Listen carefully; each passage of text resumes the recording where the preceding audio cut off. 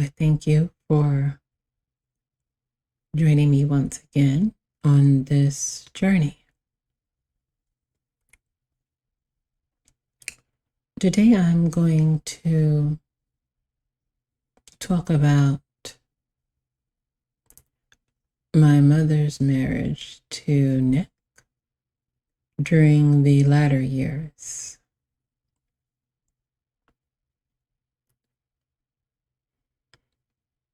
At this point,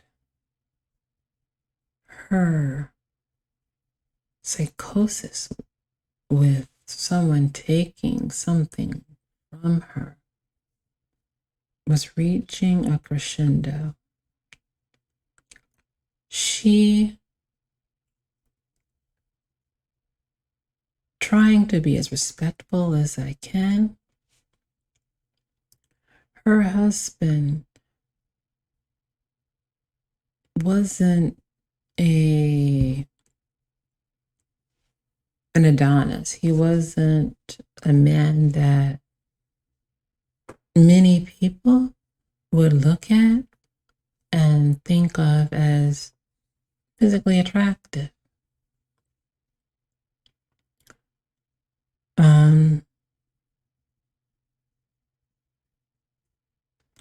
But that worked for them, and it didn't matter. The rest of the world didn't have to see him as attractive as long as the woman who married him did.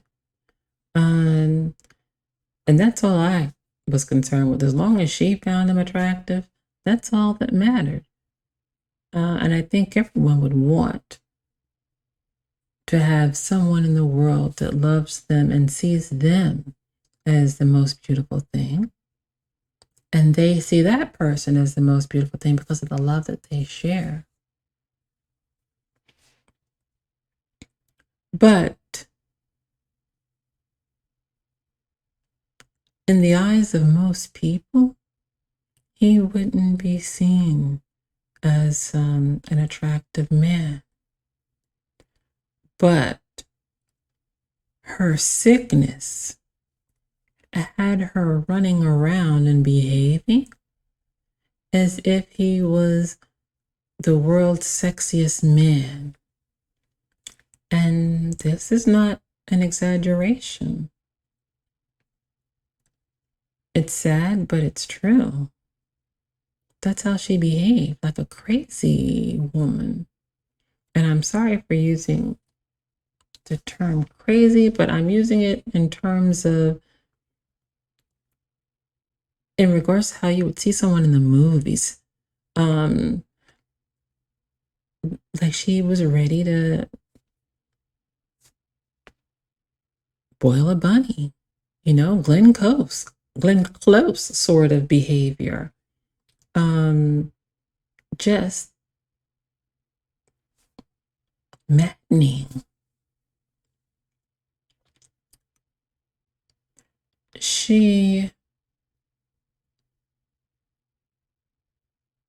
I think it started with me. I think she accused me.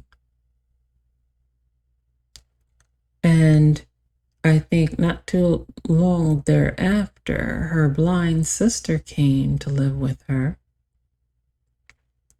And she accused her blind sister of running around half naked. The same things that she said about me, ass jiggling, carrying on, whispering in corners.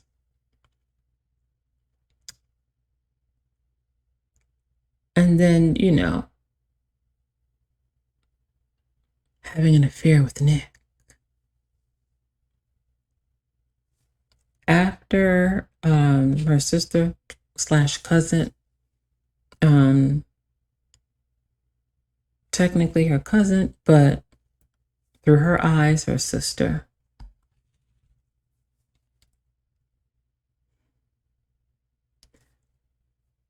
After her cousin, she accused another relative, and I'm not going to go mention the name and go into greater details, but in accusing this one, the one person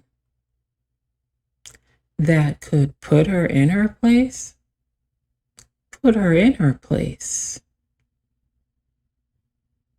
And her behavior adjusted accordingly for her. No one else, but for her, because the correct man put her in her place. Someone that she had to, by Southern, I'm going to say Southern old family law, had to show some reverence to.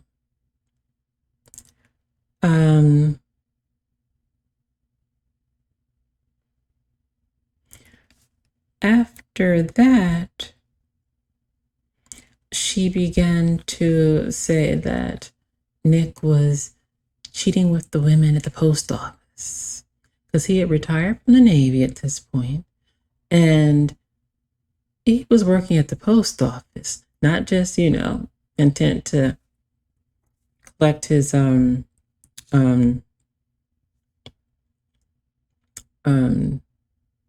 pension.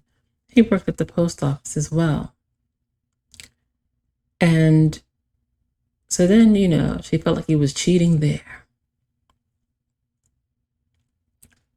Then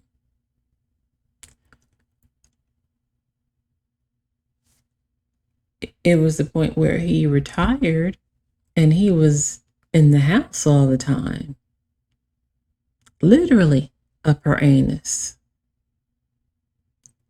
And she would then say he's bringing women in and out of the house.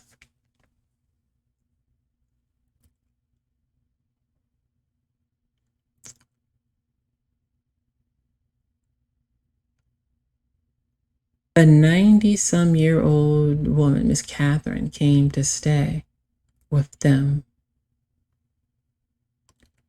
And she accused Miss Catherine of sleeping with Nick.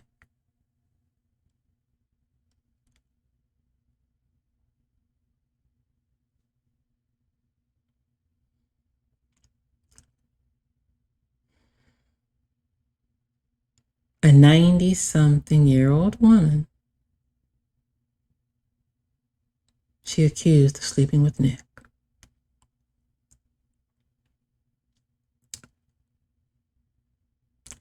And when Nick's sister came up to visit,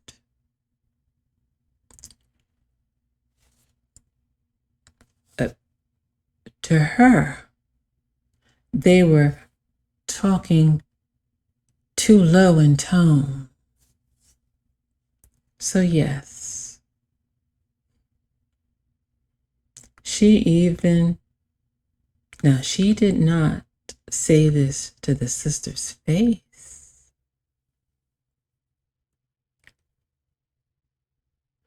but she said it for all the days of this man's life that he was having an incestuous relationship with his sister. Yes, she even accused the sister of sleeping with her brother, Nick.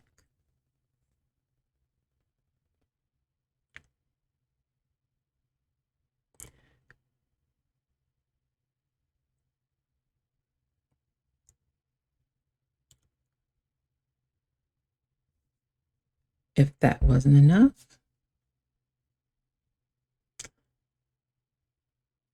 she felt that the neighbor, now this is years later, this is to the point where Nick is in and out of the hospital, having congestive heart failure, having different health ailments and issues. She had long moved herself out of the master bedroom to the other bedroom. Because she felt that Nick was cheating on her.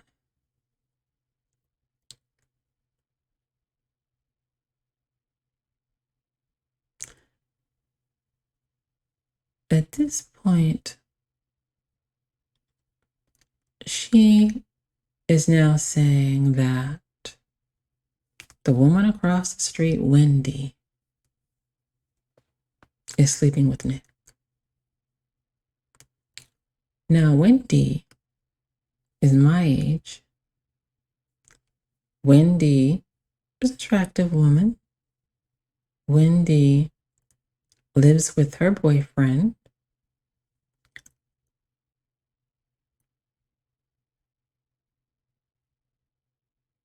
So I ask, is there any money missing? No. Are there extra charges on the credit cards? No.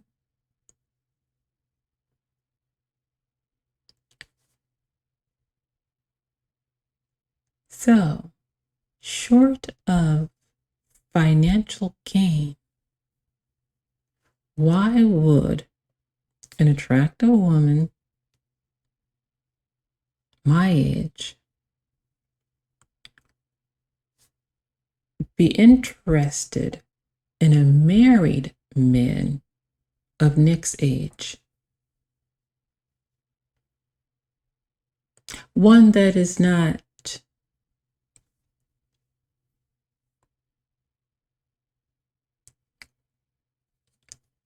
classically attractive, we can say.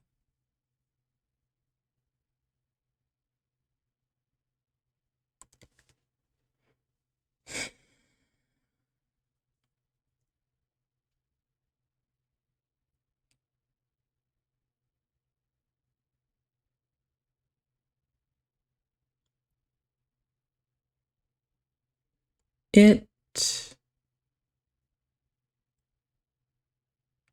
had gotten so bad that the man who worked hard to give her the life that she had, and she has enjoyed a very comfortable life.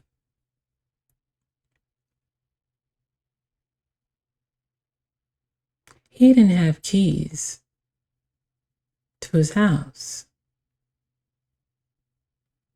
He wasn't allowed to answer the phone.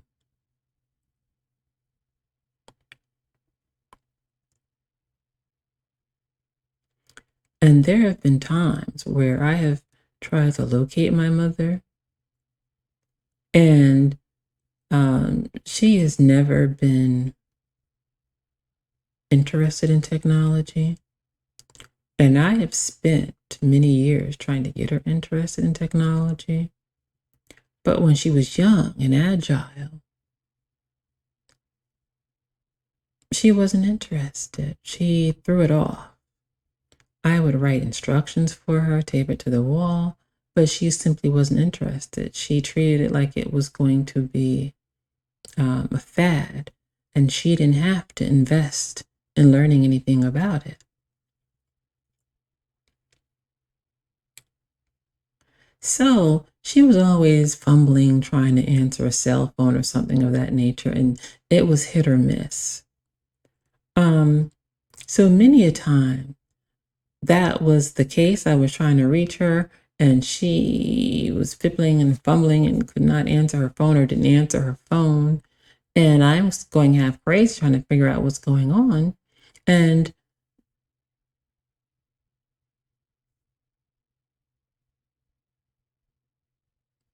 he's not picking up the house phone to say, oh, she's sitting right here. Or she's doing this in the kitchen and can't get to it.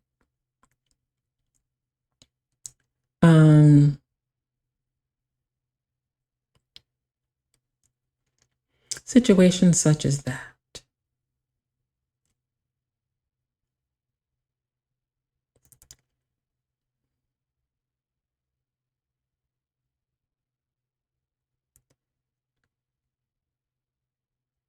At one point, I was living and working in the north of the state. Well,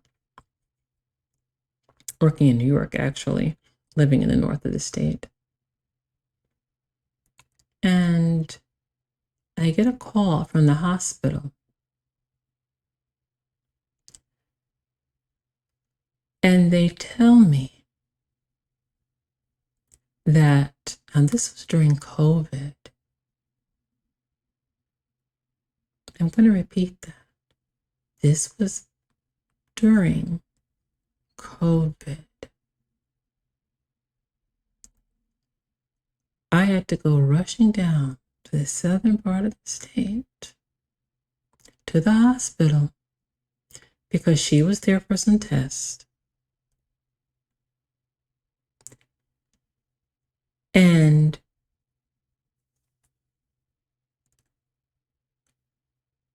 my mother had refused for him to go home the first night. And so she sort of was able to get away with it. But she had that 86-year-old man sitting in a chair overnight by her bed.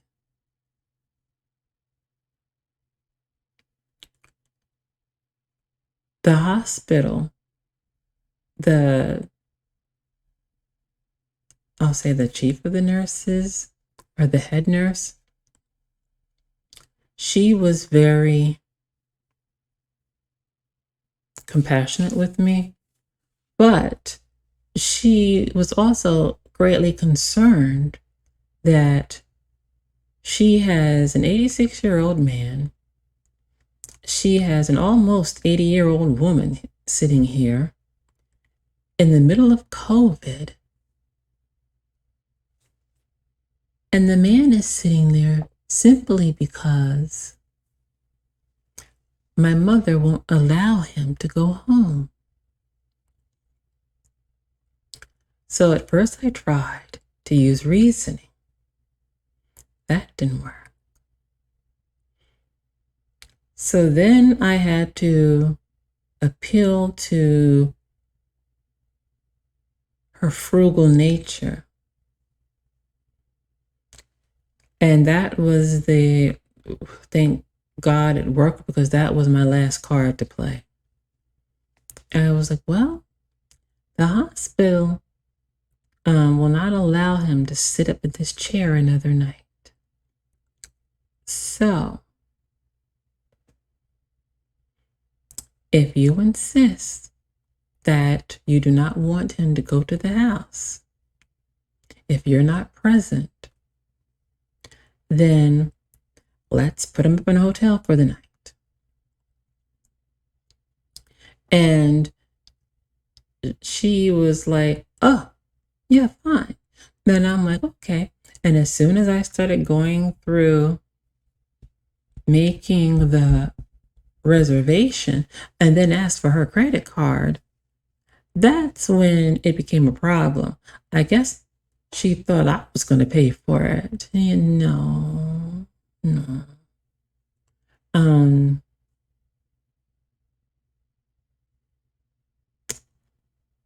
And that sort of mindset rears its ugly head, and is one of the sources of her anger, because she, with me, another source, because she accuses me of wanting to be her mother, her father, her sister, her brother.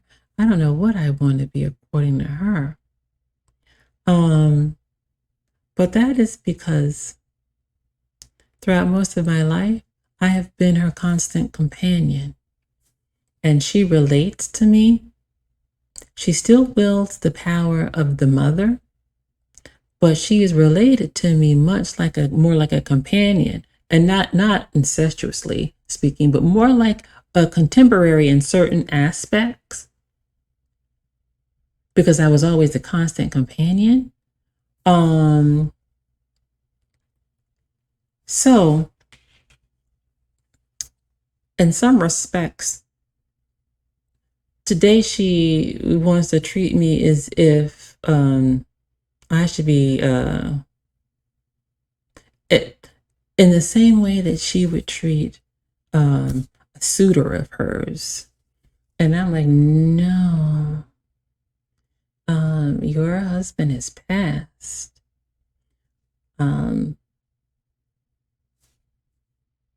You are comfy. You don't want for anything. Now, if you were struggling, if you needed, of course, I'd happily open my wallet. But you're comfy. What sense does it make for me to open my wallet when you are comfy? What are you hoarding it for? To what end? The purpose of hoarding it and being frugal all those years was for you to be able to be comfortable, and right during this later stage of your life. Be comfortable.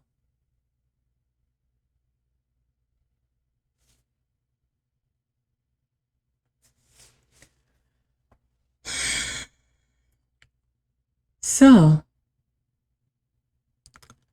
because she did not want to pay for the hotel room, she relented, gave me the key so I could let him into the house. And I promptly came back and gave her a key. But when I opened the door to let that man into the house, that man cried like a baby as he was going up the steps. Thank you, thank you, thank you.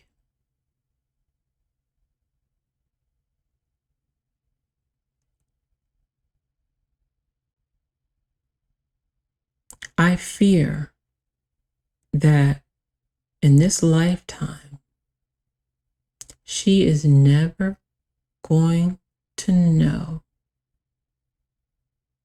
the pain and damage that she has caused many people.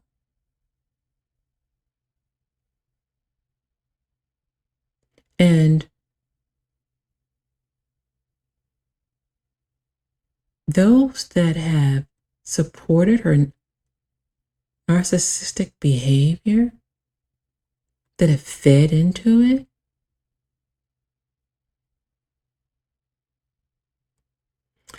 all I can say is enjoy it while she's alive.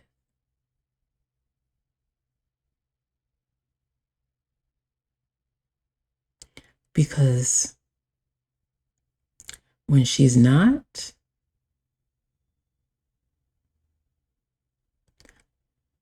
my mother has always said that I'm hard-hearted. And I have no respect and I have no place in my world for people that do or have done that.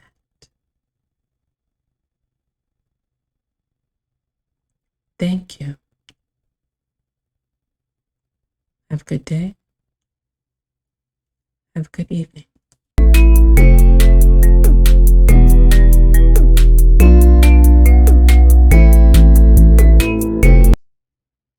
No es así, Borja. Escuché que mi el otro día.